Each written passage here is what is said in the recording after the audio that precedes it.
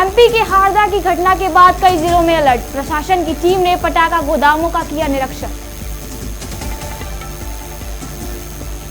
प्रधानमंत्री मोदी के संबोधन के बाद राज्यसभा में होगी अंतरिम बजट 2024 और 2025 पर चर्चा। उत्तराखंड में कांग्रेस नेता हरक सिंह रावत के ठिकानों पर ईडी की छापेमारी।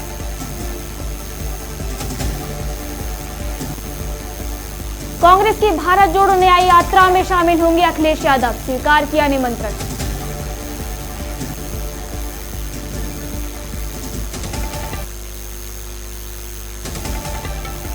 आइए खबरों को जानेंगे विस्तार से।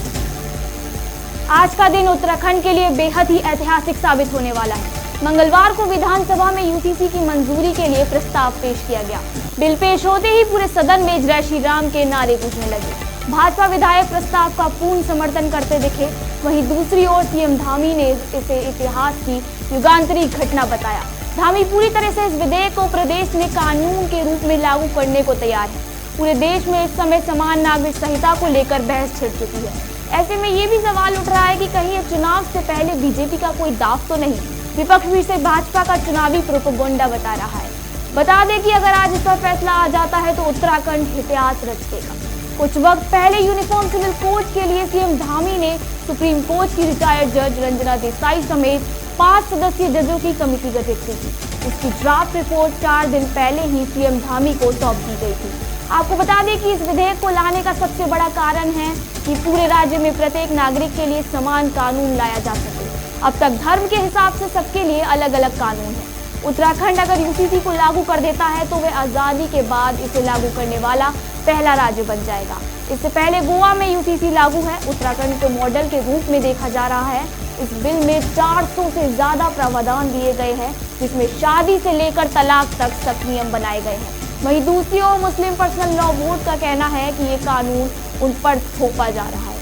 मुसलमानों को डर है कि अगर ये कानून बन गया तो मुसलमानों के कई अधिकार खत्म हो जाएंगे, जिसमें 3 शादियों का अधिकार और शरीयत के मुताबिक जमीन का बंटवारा जैसे कई अन्य खास अधिकार खत्म होने का उन्हें डर सता रहा है।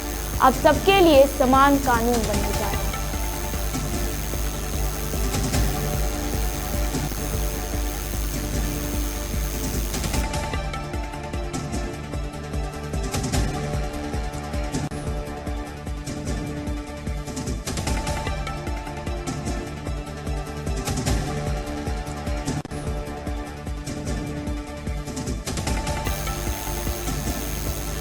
अरविंद केजरीवाल हमेशा ही चर्चा का विषय बने रहते हैं, लेकिन इस बार उनकी चर्चा की वजह कुछ और ही है। ईडी का एक के बाद एक आम आदमी पार्टी के नेताओं पर शिकंजा कसना।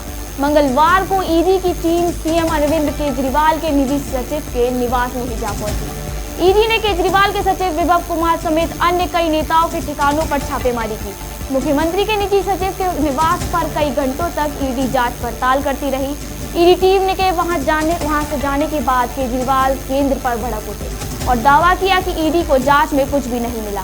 हालांकि इस पर ईडी ने अब तक अपना रुख साफ नहीं किया है। सीएम केजरीवाल ने एक्स पर ट्वीट कर लिखा कि उनके पीए के घर ईडी की टीमों ने 16 घंटे छानबीन की, पर उनके हाथ कुछ भी नहीं लगा। केजरीवाल ने सवाल उठाया कि ईडी बिना किसी वजह के किसी के भी घर आ घुसेगी। उन्होंने इसे साफ साफ गुंडागर्दी करार दिया। रेड के बाद मुख्यमंत्री के पीए के घर से निकलते हुए ईडी के अधिकारियों का एक वीडियो भी सामने आया।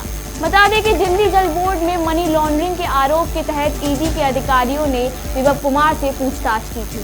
सीएम के निजी सचिव के अलावा राज्यसभा सांसद एनजी गुप्ता के भी ठिकानों पर छापेमारी की गई, जिस पर भी केजरीवाल ने कुछ न मिलने का दावा किया है।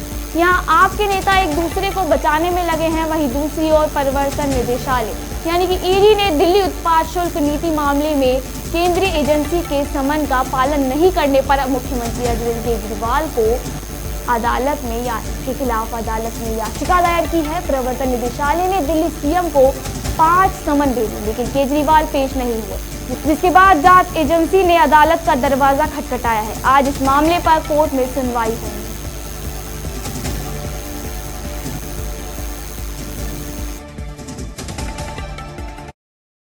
खबरों का सिलसिला जारी रहेगा। मिलते हैं एक छोटे से ब्रेक के बाद। तब तक के लिए मुझे दीजिए इजाजत और देखते रहिए प्रजातंत्र टीवी।